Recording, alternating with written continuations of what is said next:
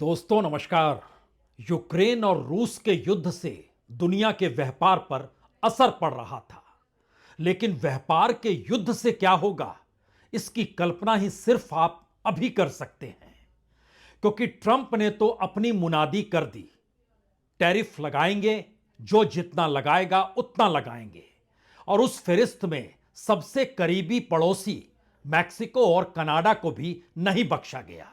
चीन भी निशाने पर है, ब्रिक्स भी निशाने पर है और भारत वह भी निशाने पर है। यानी यूक्रेन रूस के युद्ध के वक्त अक्सर यह कहा गया कि दरअसल व्यापारिक परिस्थितियां मुश्किल हो चली है, आवाजाही मुश्किल हो चली है, कीमतें बढ़ रही हैं और दुनिया के बाजार में जो माल जितनी कीमत में पहुंचना चाहिए वो शायद मुश्किल हो रहा है।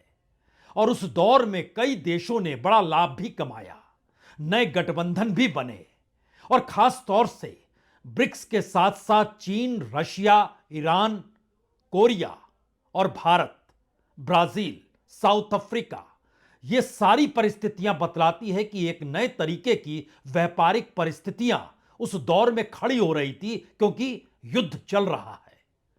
लेकिन जब यूक्रेन और रूस का युद्ध खत्म होने की दिशा में अमेरिका अपने कदम को बढ़ा चुका है, उसके बाद जिस नए युद्ध की मुनादी अब हो रही है और संसद के संयुक्त सदन में महज 16 घंटे पहले जब राष्ट्रपति डोनाल्ड ट्रंप ये कहते हुए चूके नहीं, भारत 100% टैक्स लगाता है ऑटो पर, कैसे बख्श दिया जाए उसे, और इसके साथ साथ लोगों की आजादी वह भी व्यापार में कैसे तब्दील की जा सकती है, इसका जिक्र भी ग्रीनलैंड को लेकर किया। दुनिया भर में यह शोर अब मच चुका है कि दरअसल अब आने वाला वक्त ना तो लोकतंत्र को देखेगा और ना ही ह्यूमैनिटेरियन ग्राउंड यानी मानवतावाद को देखेगा। यह सिर्फ बाजार को देखेगा, पूंजी को देखेगा और अमेरिका के शब्दों में यह सिर्फ डॉलर को देखेगा। और उसी आसरे दुनिया को चलना होगा। जो नहीं चलेगा वह निशाने पर आएगा और बिना पूंजी के कोई देश चल नहीं सकता है।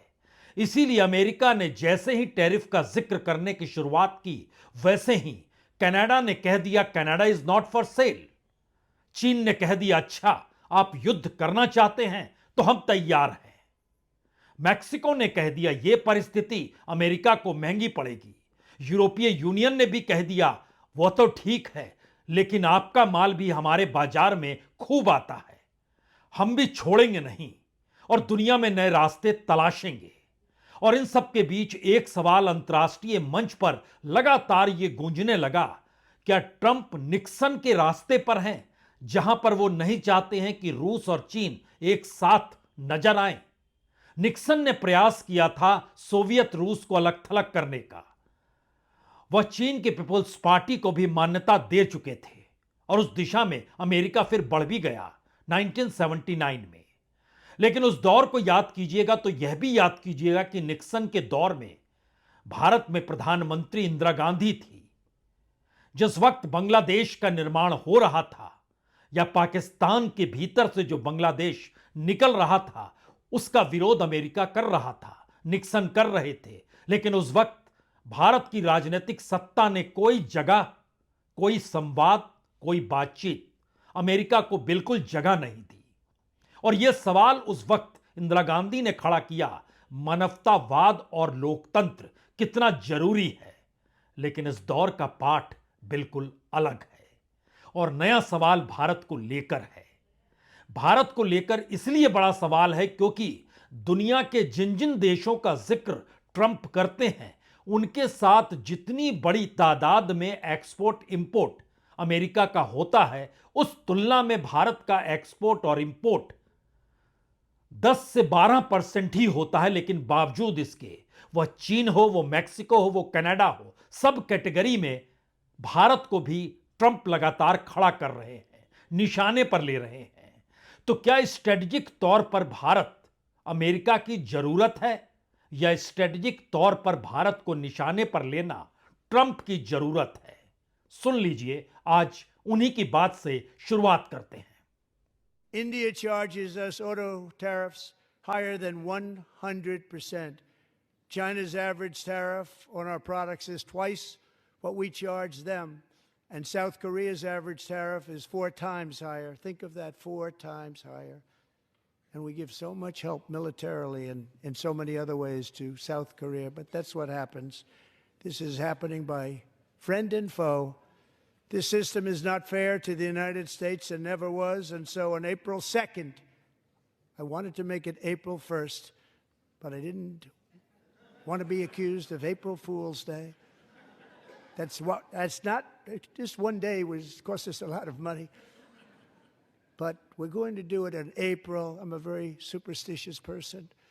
April 2nd, reciprocal tariffs kick in. And whatever they tariff us, other countries, we will tariff them. That's reciprocal, back and forth. Whatever they tax us, we will tax them. Trump ने शुरुआती नाम ही भारत का लिया, उसके बाद चीन का लिया, कोरिया का लिया, मैक्सिको का लिया, कनाडा का लिया, सबका लिया, लेकिन पहला नाम भारत का था।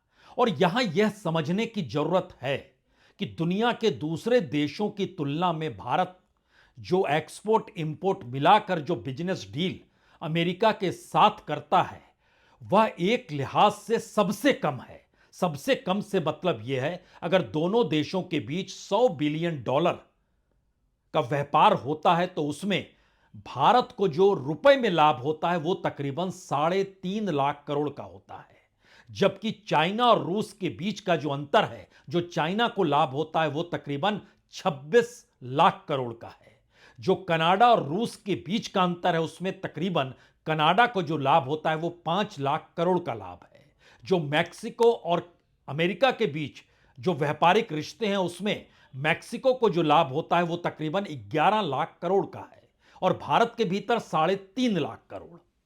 क्योंकि दोनों देशों के बीच की परिस्थिति को समझिए तो $80 बिलियन के लगभग एक औसत निकालिए, भारत इतना माल अमेरिका बेचता है जो कि तकरीबन 7 लाख करोड़ के लगभग निकल कर आएगा और अमेरिका भारत में जो माल बेचता है वो तकरीबन 3.5 से 4 लाख करोड़ से ज्यादा कभी नहीं होता है। 41.8 से 43 बिलियन डॉलर तक इसी बीच में रहता है।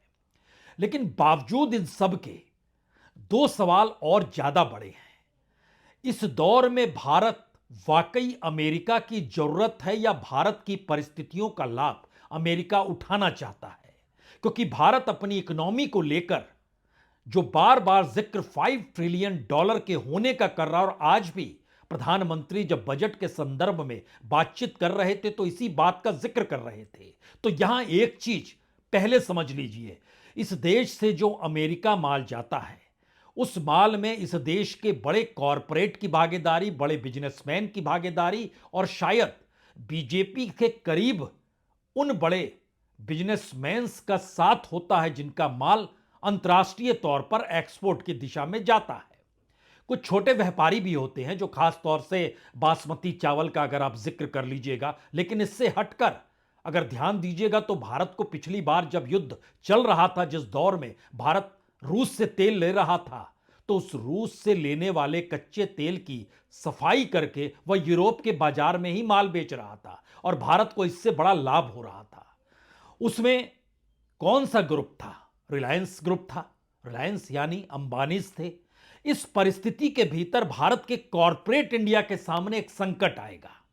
यह कॉरपोरेट इंडिया के सामने का संकट का मतलब यह है कि इस दौर में प्रधानमंत्री मोदी जो 2024 से कॉरपोरेट और सत्ता के नेक्सस को एक साथ लेकर चल रहे हैं, उसमें कहीं ना कहीं कॉरपोरेट के सामने अब मुश्किल आने वाली है। क्योंकि एक झटके में अमेरिका ने जिन बातों का जिक्र कर दिया है उसको लेकर तलखी और तेवर पूरी दुनिया में है। मसलन उसको जरा पहले समझ लीजिए, फिर भारत में प्रधानमंत्री मोदी 5 ट्रिलियन का ही जिक्र क्यों करते हैं इस पर बात होगी। तो चाइना ने बहुत साफ तौर पर कहा, क्योंकि 10% टैरिफ फिर से बढ़ा दिया गया। चाइना का कहना है अगर अमेरिका जंग ही चाहता है तो जंग ही सही, फिर चाहे ट्रेड वार हो या किसी दूसरे तरह की जंग हो, हम आखिरी तक लड़ने को तैयार हैं। और चीन के विदेश मंत्रालय की तरफ से कहा गया, चीन किसी धमकी से नहीं डरता, हम पर घौंस दबाना काम नहीं करेगा। दबाव, जबरदस्ती या धमकी चीन से निपटने का सही तरीका नहीं है। यानी अमेरिका ने पहले फरवरी में 10% टैरिफ बढ़ाया और फिर से 10% टैरिफ मार्च में बढ़ाया। और चीन का जो एवरेज एक्सपोर्ट है वो तकरीबन $450 बिलियन का है, यानी तकरीबन 39 लाख करोड़। और अमेरिका का जो एक्सपोर्ट चाइना की दिशा में है वो तकरीबन $143-45 बिलियन, यानी तकरीबन 12-13 लाख करोड़। 26 लाख करोड़ का लाभ चीन को होता है। चीन इस बात को समझ चुका है। यहां एक चीज और ध्यान में रखिए, दुनिया का कोई भी देश सिर्फ एक देश से व्यापार नहीं करता है, बल्कि तमाम देशों से व्यापार करता है। और संयोग से अमेरिका जिन देशों का नाम ले रहा है, भारत का उन देशों के साथ व्यापार अच्छा खासा है, संबंध अच्छे खासे हैं। भारतीयों की मौजूदगी, खास तौर से अगर व्यापार माइनस कर दिया जाए, तो कनाडा में भारतीयों की मौजूदगी दुनिया के सबसे ज्यादा मौजूदगी वाले देशों में से एक है। तो कहीं ना कहीं भारत उसके बाद क्या करेगा, यह सवाल किसी के जहन में आ सकता है। उससे पहले जो तेवर हैं उसमें कनाडा कह रहा है कि Canada is not for sale, और जो स्टारलिंक के साथ समझौता हुआ था उसने उसको वहां भी कट कर दिया। यानी दुनिया भर के देशों में गुस्सा है। All U.S.-based companies will be banned from taking part in government procurement. Every year, the province and its agencies spend about $30 billion on procurement, alongside our more than $200 billion plan to build infrastructure. U.S.-based businesses will now lose out on tens of billions of dollars in revenues. They only have President Trump to blame. I'm also urging all 444 municipalities to do the same, and I'm thrilled to see some are already stepping up. For example, Mayor Patrick Brown in the city of Brampton and many other cities. As part of this government-wide procurement ban, we're going one step further. We're ripping up Ontario's contract with Starlink. It's done, it's gone. We won't award contracts to people who enable and encourage economic attacks on our province and our country. तो Canada के तेवर America को लेकर बहुत साफ हैं और सीधे वो कह रहे हैं अब अमेरिका का हर प्रोडक्ट कनाडा में बंद, शराब भी बंद, स्टारलिंक का जो समझौता हुआ था वह भी बंद, जो भी प्रोडक्ट वहां से आता है वो सब कुछ बंद। अब ना तो वहां जाएंगे और ना ही इस दौर में वहां के लोगों को यहां रोजगार दिया जाएगा। यानी ये वार शब्द जो है ट्रेड के साथ जुड़ा हुआ है, ये कहीं ज्यादा घातक उस रूस और यूक्रेन युद्ध से कहीं ज्यादा घातक है, जो एक दिशा में पूरी दुनिया को अपनी चपेट में ले लेगा। इससे कोई चूक नहीं सकता है। और यहां पर सवाल अब भारत का है। भारत जिन्हें एक्सपोर्ट करता है उसमें सबसे ज्यादा जो लाभ की स्थिति है वो अमेरिका के साथ है, फिर यूएई के साथ है, फिर उसके बाद चाइना के साथ व्यापार है, जर्मनी के साथ है, यूके के साथ है। जहां से भारत का माल आता है उसमें चाइना नंबर 1 पर है, यूएई नंबर 2 पर है, रशिया नंबर 3 पर है, स्विट्जरलैंड नंबर 4 पर है, अमेरिका नंबर 5 पर है। यानी एक परिस्थिति अगर आप देख रहे हैं कि दुनिया के जितनों भी देशों में भारत अपने व्यापार को करता रहा, उसमें अमेरिका ने एक मोटी लकीर यह कहकर खींच डाली कि अब उसकी जो दूर की दृष्टि है उसमें वह चाइना और रशिया को साथ आने नहीं देने के लिए रशिया के साथ व्यापार भी करने को तैयार है। और सऊदी अरब में हुई बैठक ने यह मैसेज भी एक लिहाज से दिया था। अगला सवाल भारत का यह है कि अगर एक तरफ चीन है, एक तरफ रूस और अमेरिका है, एक तरफ यूरोपीय यूनियन और जिन पर अमेरिका ने टैरिफ लगाया है वो सभी हों, तो क्या वो सभी देश एक साथ आएंगे और रशिया और अमेरिका एक साथ आकर खड़े हो जाएंगे? और ये परिस्थिति शायद उस परिस्थिति की दिशा में ले जाएगी जब वाकई 70 के दशक में निक्सन ने कहा था अच्छा ताइवान चाइना का है। तो क्या इस दौर में यह परिस्थिति आ गई यूक्रेन रूस का है, ताइवान चाइना का है? ईरान को लेकर एक खटपट है मिडिल ईस्ट के भीतर, और मिडिल ईस्ट में शिया सुन्नी के मसले को लेकर वह ईरान के साथ भी मैनेज करने की स्थिति में होगा जब इजराइल हमला कर दे, अमेरिका साथ खड़ा हो।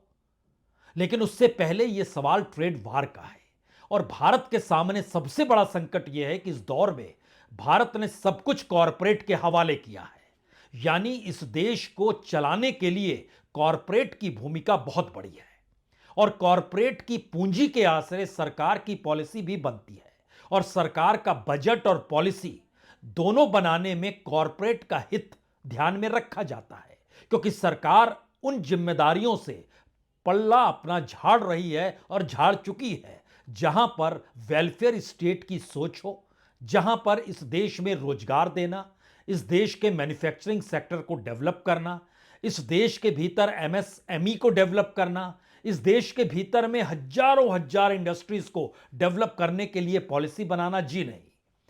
चंद हाथों में इस देश की पूंजी कैसे सिमट जाए और जिन हाथों में यह पूंजी रहेगी उन्हीं के मातहत ठेकेदार के तौर पर इस देश के दूसरे व्यापारी काम करें। और आपको आश्चर्य होना नहीं चाहिए कि दुनिया के बाजार में भारत जो माल एक्सपोर्ट करता है 2014 की तुलना में यानी 2025 में आज की तारीख में जितने भी खिलाड़ी थे जो अंतर्राष्ट्रीय बाजार में माल बेचा करते थे वह धीरे धीरे सिमटते सिमटते एक बॉटल नेक की दिशा में आकर खड़े हो गए, क्योंकि आज की तारीख में उस दौर से 2014 की तुलना में अगर 100 व्यापारी थे तो अब वो घटते घटते 25 पर आ गए हैं, यानी एक चौथाई हो गए।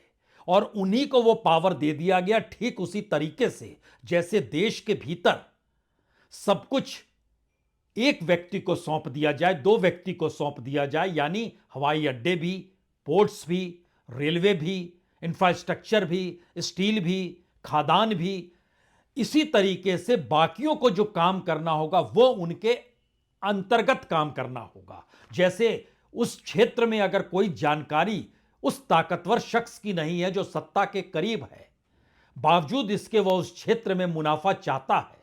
सीमेंट की फैक्ट्री में अगर अडानीज मुनाफा चाहते हैं, रिटेल के सेक्टर में अगर अंबानीज मुनाफा चाहते हैं, या कोई भी नए फील्ड में, तो फिर ताकतवर लोगों के हाथ में इस देश की पूंजी सौंपते हुए उन्हीं से जो आपस का संवाद हो उसके जरिए पूंजी बनाई जाए, इस देश के नेटवर्थ को 5 ट्रिलियन की दिशा में ले जाने का कदम बढ़ाया जाए और बाकी तमाम मुश्किल हालातों से सरकार पल्ला झाड़ लेगी। उसे कुछ लेना देना नहीं है। शायद इसीलिए जो पूरा मोनेटाइजेशन और प्राइवेटाइजेशन का दौर इस दौर से चलते चलते अब इस बजट के बाद और तेजी से रफ्तार पकड़ने वाला है, उसमें भी चंद कॉरपोरेट के हाथ में ही वह पूरी ताकत है जो अलग अलग प्रोजेक्ट्स के जरिए उनको मिलेगी। मतलब बहुत साफ है, जब दुनिया के भीतर ट्रेड वार में अमेरिका लकीर खींच रहा है तो भारत की अपनी कूटनीति और अपनी विदेश नीति, चाहे वो अमेरिका के खिलाफ हो या चीन के खिलाफ हो या रशिया के खिलाफ हो या ईरान के साथ हो या मिडिल ईस्ट के साथ हो या इन सब से बिल्कुल उलट ही क्यों ना हो, वो दरअसल विदेश नीति जो है उन कॉरपोरेट्स के मुनाफे और घाटे को देखकर तय होगी। ये परिस्थिति इस ट्रेड वार की भारत को लेकर हकीकत है। शायद इसीलिए सिर्फ एक लाइन प्रधानमंत्री भी अब हर जगह बोलते हैं, वो वही 5 ट्रिलियन की इकोनॉमी। वो दिन दूर नहीं जब भारत 5 ट्रिलियन डॉलर की इकोनॉमी बनेगा। हमें सही दिशा में सही निवेश करते हुए आगे बढ़ना है। अपनी अर्थव्यवस्था का इसी तरह विस्तार करना है। अब 5 ट्रिलियन की इकोनॉमी का जिक्र जितनी बार प्रधानमंत्री ने किया है, यह तो सच है कि इस देश में गांव-गांव का बच्चा भी जान चुका होगा कि भारत की इकोनॉमी आने वाले वक्त में 5 ट्रिलियन डॉलर की हो जाएगी। लेकिन उसके अपनी जिंदगी पर क्या असर पड़ा, आर्थिक तौर पर वो बेहतर हुआ या नहीं हुआ, यह तो कहीं छुपा हुआ नहीं है। इससे ज्यादा त्रासदीदायक स्थिति यह भी है कि भारत के कॉरपोरेट के लाभ घाटे मुनाफे इसी आश्रय इस देश की विदेश नीति और कूटनीति चलेगी और उसी के जरिए अब यह माना जाएगा कि ट्रेड वार अगर दुनिया को अमेरिका की अगुवाई में अपनी गिरफ्त में ले रहा है तो भारत इससे हटकर कैसे चल सकता है।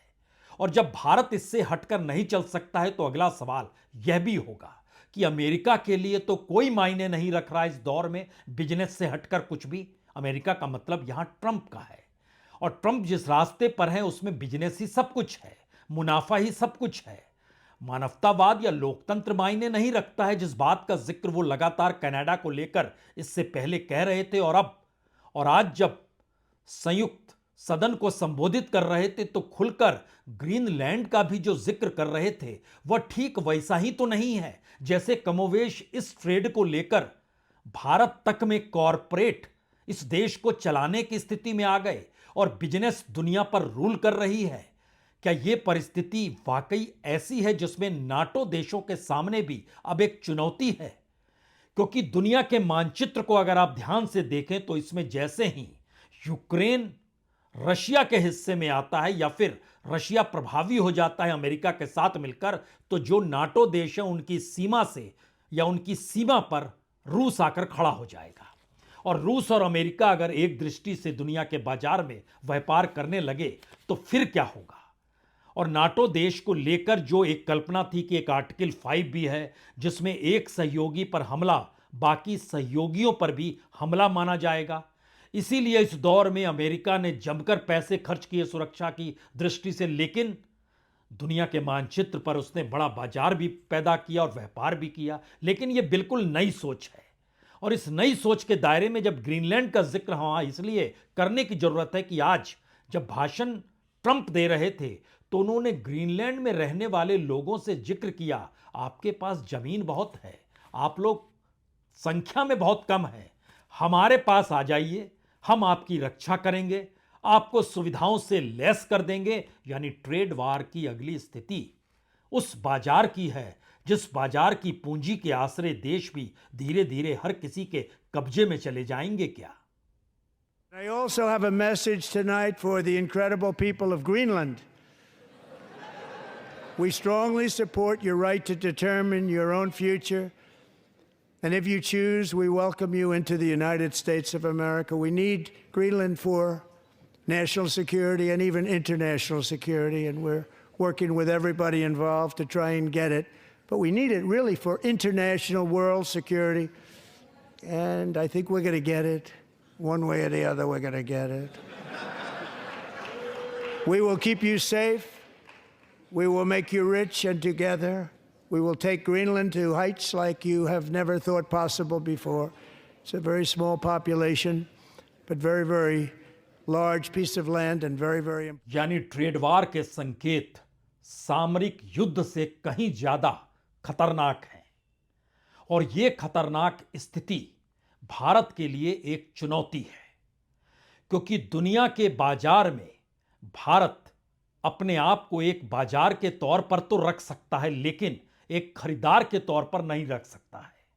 और शायद यही वो वजह है कि अगर भारत के मानचित्र के इर्द गिर्द पड़ोसियों को देखें, वो मालदीव हो या वो नेपाल हो, वो श्रीलंका हो या बांग्लादेश हो, वो पाकिस्तान हो या म्यांमार हो, अगर इस पूरे हिस्से को परखना शुरू करें तो भारत अपने पड़ोसियों को लेकर ट्रेड वार की दिशा में उस रूप में बढ़ ही नहीं सकता है जिस रूप में रूस, अमेरिका और चीन बढ़ सकते हैं।